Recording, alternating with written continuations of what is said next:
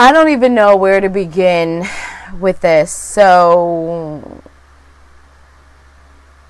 let's just get right into this. A secret, can you keep it? Swear this one you'll save.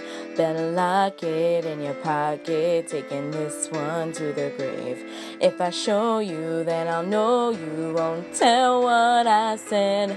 'Cause two can keep a secret if one of them is dead. What's up, you guys, and welcome back to Soul by GG 101. And today is Tuesday, which means it's time for another recap, review, whatever, of Pretty Little Liars. And unfortunately, this is the very last time you will ever hear me say that entrance ending with Pretty Little Liars, as this was the series finale.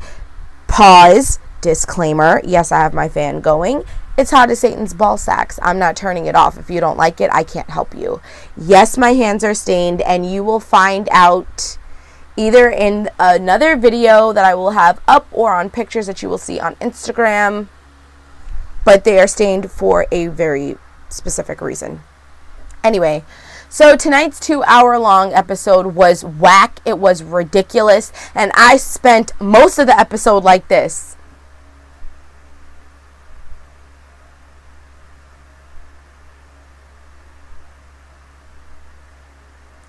Normally, I would give you guys a breakdown of each character, but I'm not even going to do that because all the other characters was completely irrelevant, and we can get into that at the very end. Let's talk about Spencer, because that's all what y'all came here for, right? Y'all came here to see my reaction, and this is my reaction. It was whack, okay? All of y'all called it. Spencer has a twin. Spencer has a twin. The twin went to go visit Hannah. You're right. Spencer did have a twin. My issue, however, is where the frick and frack did that come from? Where did it come from? And you know where it came from? I'm going to tell you where it came from. It came from out of left field. Okay? It came completely out of left field. And I get it. There are theories that go all the way back to even the first episode where they were in the barn saying that Spencer had a twin because the outfits were different. The demeanor was different. The Spencer that left the barn versus the Spencer that came back was different. And you know what? If all that had been in tonight's finale, I would not have had a problem with it.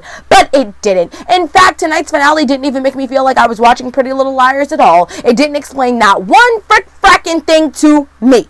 Okay? So basically, what ends up happening is that in this episode, we see Spencer and then we see Spencer. Okay? So Spencer is normal Spencer, kind of beating around the bush when she's seeing Caleb, her little random facts, reading the dictionary, spewing information like Jerry Spice, okay? Random, useless information about manta rays. I mean, straight up random facts. And then there was Spencer. And this Spencer was very promiscuous, which is the same promiscuous Spencer we had been seeing for the past 10 episodes. Again, my issue. We've only been seeing this for the past 10 frackin' episodes. So basically, how it all happened was we see Spencer hooking up with Toby, and then I guess they like fell asleep or whatever, or they hooked up, and then the scene shoots to Spencer in her robe in her house, which now everybody's like, huh? I'm confused. Is she dreaming? And she's walking around the house, and it was very clear that she was in her house versus the hotel. And everyone's like confused. Everybody at my rap party was like, yo, what? Is she dreaming? She has to be dreaming because she's back in her house, and that's not where we last saw her literally a second ago. And all of a sudden she hears something. She turns around. It's Mona in a black hoodie.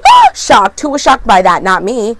Were you shocked by that? Well, poo-poo on you. You must be new to the show. And Mona's all like, Mona whacks Spencer, and next thing we know, we see Spencer inside of this futuristic dungeons, alien versus predator kind of holding cell. And then right away you knew something was wrong because the camera kept panning from Spencer to Spencer's reflection, and Spencer's all discombobulated like, ugh. And then she finally focuses, and mind you, her reflection, so it's doing the same thing, except her reflection goes, Boo! Like, yo, for real, that was my favorite part. Like, I knew in that moment that I was going to fall in love with Spencer's twin. I was not happy that Spencer had a twin, but I knew I was going to fall in love with Spencer's twin. Okay? So, Mary walks in and goes, I'm sorry, dear, we didn't think that you would be up this quick. She stabs her with some kind of tranquilizer, and Spencer passes out again. So basically what it all boils down to is that Ren, sexy Ren, ran into Alex Drake, which is Spencer's twin, at a bar. And he's all like, Spencer, what are you doing here? And then Spencer's twin is all like, Mate, what are you going on about? My name's not Spencer. I think you got me confused. And then he's like, Spencer, give it up. I know it's you. And he's like, Mate, I don't know anything, so what kind of part you want? Tell me what you want, what you really, really want. Spice up your life. Like, what you doing? And he's like, wow. And he starts to show her a picture of Spencer. And then she kind of seduces Ren because Ren falls in love with her. And someone's got to help me down below. And I know you guys always help me when I sometimes get confused or lost or forgetful of things. But somehow Ren knew Charlotte, and Ren, because I think Ren was part of the A game at the A team at one point, and he tells Charlotte, listen, I found a relative of yours that you're going to want to meet, because apparently Charlotte had seen this file that said Alex Drake.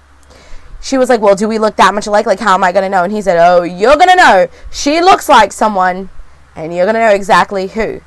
Cece walks into the bar at the airport, and boom, she sees Spencer's twin. So basically, Cece was doing all the shenanigans, and Spencer's twin was with Ren, okay, just kind of off on the side, encouraging the shenanigans, the craziness. And when Cece got killed, Alex wanted to avenge her death. Here was the only thing that 100% shocked me. There was two things that shocked me. One thing that shocked me was that she killed Ren and turned his ashes into a diamond necklace, because diamonds last forever. That shocked me. I was not expecting that. And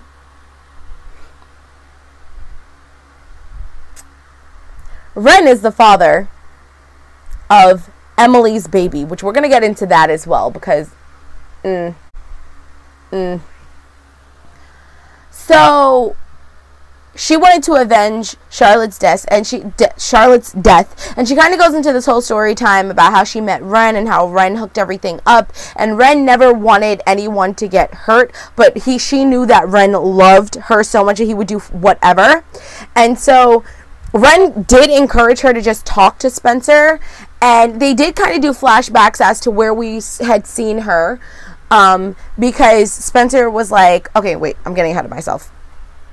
So Ren was trying to say, listen, if you just explain to Spencer and her friends what is going on, they would gladly accept you. They did it with Mona. They technically did it with Cece. Like, you would be fine. So she was like, no, they're never going to get it. Like, I need to avenge my sister's death. And then it went from that to, I just want to have Spencer's life because I want to know what it's like to be loved.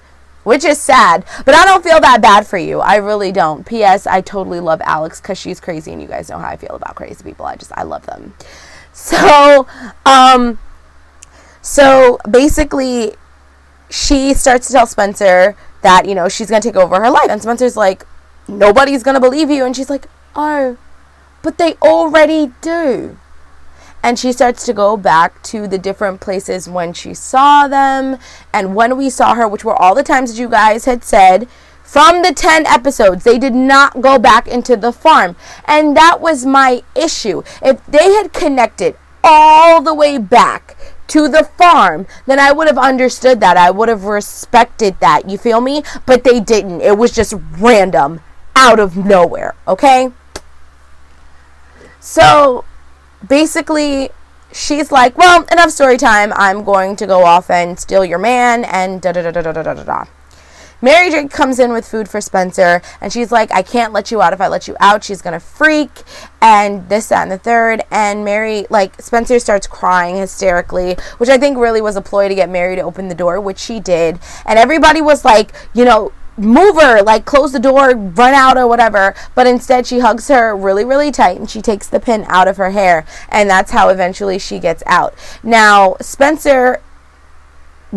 Alex Drake, which is Spencer's twin, actually ends up abducting Ezra because Ezra runs into her and he starts asking her questions, and Ezra starts to realize something is not right here, right? And so she knocks him out and it's like, screw it, you're in the cage too, because you're just going to ruin everything. But of course, everything comes together. Emily and Allison, whoa, I'm sorry, guys. It is really, really, really late. It's 12:14 and I'm exhausted. But Emily and Allison, they get engaged. They have twin daughters that have blonde hair and blue eyes, which I do not understand because Emily is supposed to be full Asian in the show, not in the books, because in the books she's a redhead Irish girl, but on the show she is a full-blown Asian. So I don't understand how those babies came out with blonde hair, blue eyes, and absolutely no Asian features. Is it possible? I guess, but that Asian gene is a very, very aggressive gene that carries over. I know plenty of people, and I work with a person that is half white, half Asian, and you could not tell that there was any white in her at all. Those baby look full-blown white. And while they were at Aria's fitting, they brought the babies. And Spencer's like, oh, can I hold one? And she takes one and she walks away. And she says, well, look at how cute you are. Just as cute as your daddy. Ren and I would have had really great babies. Mind blown! Mind blown! I was not expecting that. Congratulations, you got me. I did not think that Ren was going to be the baby daddy. I thought it was going to be Lucas, maybe Ezra, maybe Caleb, maybe even Charles, okay? I didn't know who was going to be the baby daddy, but I was not expecting it to be Ren. So that happens. Then Hannah and Caleb are fighting because, you know, Hannah is a firm believer in giving people a second chance. And, you know, Mona comes back into town from, well, she doesn't come back into town. Mona gets released, okay? And remember, all this is a year later. They took another year jump. So this is a 6-year jump total in the past season or something. 2 seasons, whatever. And Mona's staying with them. And she's all, and you know, Caleb is all like, I don't like this. You keep adjusting your life for Mona. And she's like, well, Mona was my friend and Mona's sick and she doesn't know what she's doing. And Caleb's like, I don't care. We are now married and I feel like I'm a passenger in this marriage. But honestly, Caleb, that's your own fault. One thing I have learned in my 28 years of roaming this earth, swimming through the many ponds of this earth, is that people will treat you however you allow them to treat you. That goes for monogamous relationships, and that goes for platonic relationships. People treat you how you allow them to treat you. You have to set the tone for how you want to be treated. And from day one, you have always let Hannah do whatever it is that she wants to do. And I mean, I don't know why you thought anything was going to change when you got married. But I do know that they were trying to have a baby, and in the end, they do end up getting pregnant. But here was another shocker, I guess. Aria actually is infertile, and Aria is not able to have children. And this is kind of leads back to how Ezra got caged with Spencer in that whole Alien versus Predator tomb thing. Because finally Aria tells Ezra, because she gets a phone call, and all of a sudden she's like, I can't marry him or whatever. She tells that to the girls. She finally tells Ezra that she's infertile and that she can't have children. He's like, well, we can get a second opinion. She was like, that was a second opinion. And he's like, well, how long have you known about this?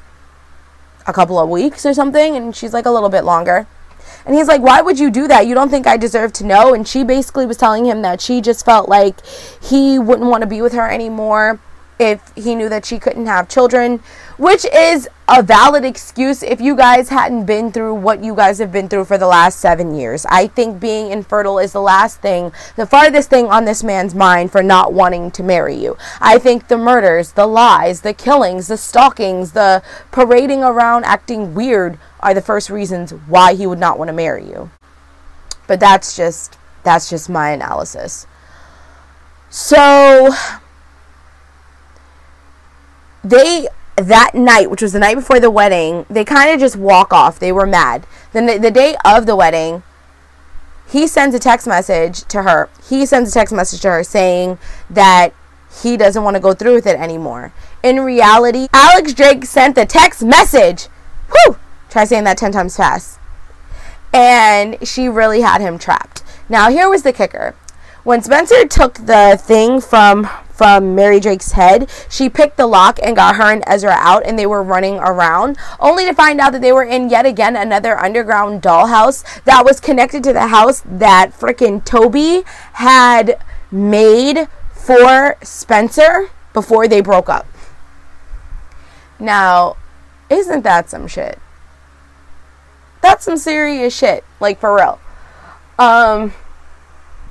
Now, the part that made me mad the most, right? None of these girls, who are supposed to be her best friends, knew that there was another person pretending to be Spencer. How do you not know that your best friend isn't your best friend? Identical twin or not, there was no way that Alex Drake could have known so much about Spencer that there wasn't some kind of weird idiosyncrasy that she would have had that they wouldn't have caught on to. There's no way. How did y'all catch that there was a twin and they didn't? And even when they finally confronted them, because they did confront them, because eventually they found them. Well, actually, Mona found them and told the gang where to find them, obviously, because she's Mona. They go and find her, and they were in the same exact outfit, and Alex was taking out the French, the British accent, and talking the American one, and they didn't know who to choose. Like, no one knew how to choose, but Toby picked two. Now, I can tell you how I knew which one was which. Spencer cries a lot. Like, a lot. Especially when she's hurt or when she feels like you don't believe her. She cries a lot. And Spencer started to cry, and Alex did not. And Toby arrested frickin' Alex. And then some weird French cop came and got her.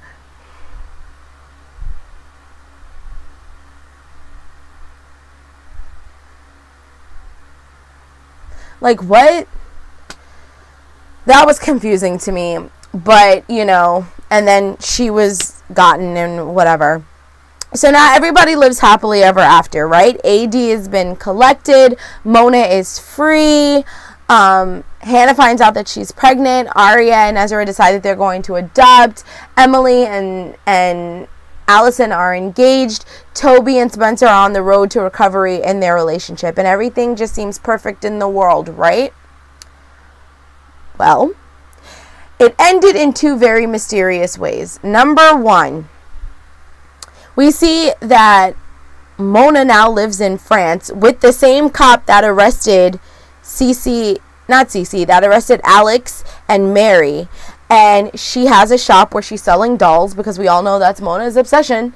And she closes up shop. The boyfriend comes in and asks her in French, like, are you going to come and have dinner or whatever? And she's like, yeah, I'll be there in a second. All of a sudden, she closes up shop, goes down to the basement, and you see her with the frickin' dollhouse again, only it's in front of, like, a two-way mirror, I guess, or like a display screen, and inside is Mary Drake and Alex, and she basically has them held as her hostage in her basement in her own A lair. So, I mean, the series ended great for Mona, because Mona finally got to be A. She finally stole the game back, okay? But that was one ending, and then there was a second ending. They set up the whole Addison story again, because I don't remember if I told you guys this already, but basically, because like literally this is my fourth time filming this and I'm getting confused, but basically we did see Addison again in the beginning of the episode, and Addison was being really snarky, and Allison, you know, kind of tested her about that, and she was like, you better be careful, I'll bury you. But I guess you're used to that now, aren't you?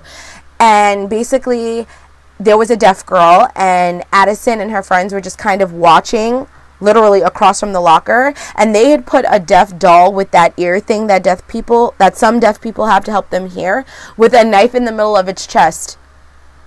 Now that happened in the very beginning, okay?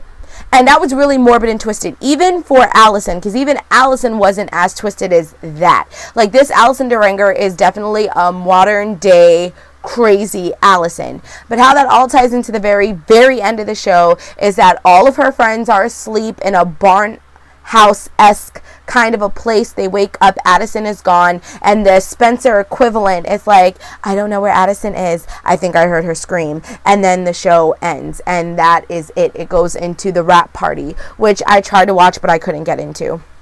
So my overall view, because a lot of you guys are hitting me up, Gigi, what did you think? Gigi, did you like it? Well, I'm going to give you my overall view. I thought it sucked. I thought this ending sucked. I don't feel like it was a series finale for the Pretty Little Liars that I have been watching. It was a finale for a Pretty Little Liars movie with a new plot and a new concept, but for me, it was not the ending that I wanted. You guys, first of all, they hinted, well, they basically talked about, they brought up the parents when the moms got locked in the basement, but never once explained how they got locked in there or how they got out. Never once explained that, okay? If they had tied Alex Drake back to Spencer from the very beginning, like I said, in the barn house, like a lot of you guys have done in your Spencer has a twin theory, okay, I would have respected it more. Honestly, I would have, because then there was some kind of history. There was some kind of substance. You could actually go back through the series and say, you know, this is this, that is that, and then you can kind of connect the pieces. It would have made a lot more sense. However, I just felt like this season finale, number one, series finale, number one, the first hour was BS. There was nothing shocking about it, okay? You see Melissa in a black hoodie, because that was one theory people had. Then she rips off the mask. You see Mona in the black hoodie again, so that was another theory. I feel like they played around with everybody's theories and just tried to put everybody's theory into the end. I felt like it was rushed. I felt like it was a piece of shit. Point blank, period. Excuse my French, but it was crap. It was absolute, utter crap. I am disappointed and I am disgusted in that series finale, and I'm honestly also quite offended. And if they thought that they are going to do another spin-off of Pretty Little Liars with this Addison Deranger chick going through the same exact motions, that's a negative. I'm not watching that, number one. And number two, if you do that, I hope you have learned a lesson that this is not how you end a series. You don't end a series with a whole new plot twist, a whole new pilot, basically, and not connecting all the dots. Then at this release party, because I was watching it as I was cleaning up from the party that we had, they like kind of went through everybody that was dead. And you know, everybody was like, well, they never confirmed if it was Maya in the casket or this, that, and the third. Well, they said even though we didn't see Maya's face, it was Maya. How are we supposed to believe that? Because remember, you said that you found Allie and that was not in fact Allie. And they did confirm that that was Bethany in that tomb. But they never explained why Bethany was there. They never explained the connection of Bethany. Like, I feel like they keep saying this is the season of answers. You're gonna get answers. And I don't get no damn answers. I just get more questions. Every time I, Marlena King, says we're gonna answer your questions, I get more questions. I, Marlena King. I'm hot. I have a headache. I'm agitated and I'm very tired. So, you guys, I mean, I am very pissed that that was the series finale. That was not a good series finale. It was a waste of my time, because it did not pertain at all to the show. Oh my God, if they had brought it all back to what happened. We still don't know all the details of what happened the night Allison went missing. Yes, we can piece it all together, and a lot of you have. A lot of you have taken all the clips and pieced it together, but it still doesn't explain anything. It doesn't explain why Bethany was there. It doesn't explain the link between Bethany and them. I mean, yes, we know what Charlotte said, but... And then you mean to tell me that this whole entire time, for the last 10 episodes of the show, you added a new character, you added new characters, you added new relationships? This whole Alex Drake was brand new to everybody. Okay, brand new in the essence of it being the last 10 episodes, because you didn't even make it seem like she was there for the whole show. Oh, and they alluded to the fact that she actually killed Yvonne.